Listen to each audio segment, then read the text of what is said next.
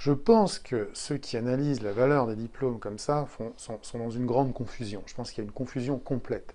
C'est-à-dire, même si c'était vrai, c'est même pas vrai. Prenons les diplômés du supérieur, on peut dire, on peut exhiber des indicateurs tels que leur situation aujourd'hui est inférieure à leur situation il y a 30 ans. Même ça, c'est difficile, parce que si vous prenez le chômage ou la précarité, c'est même pas vrai. Mais acceptons ça. Mais ça ne nous parle pas, ça désigne pas la baisse de la valeur des diplômes.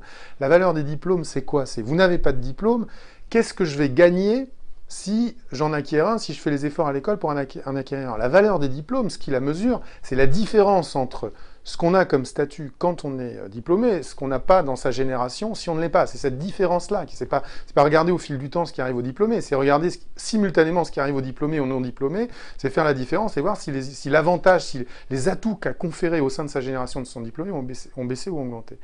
Et quand on a un tout petit peu réfléchi et qu'on regarde, qu'on se pose la question comme ça, et c'est tout à fait cohérent en plus avec la peur qui anime les familles. On ne comprendrait pas pourquoi elles sont à ce point mobilisées sur le marché scolaire.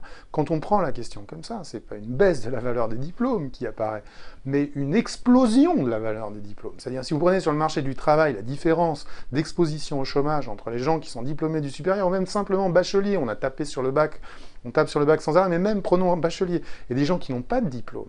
La différence d'exposition au chômage, la différence d'exposition à la précarité, la différence d'exposition aux métiers peu qualifiés, sous-qualifiés, entre eux et les gens non qualifiés, elle a été multipliée par 3, elle a été multipliée par 4 par rapport aux années 70. Donc c'est pas une érosion de la valeur des diplômes qui se passe, c'est une augmentation de la valeur des diplômes. Et c'est ça qui explique que les familles soient à ce point mobilisés à ce point, à couteau tiré dans le système scolaire pour acquérir ce sésame qui a jamais été aussi important. On comprend rien à la société française si on parle de baisse de la valeur des diplômes.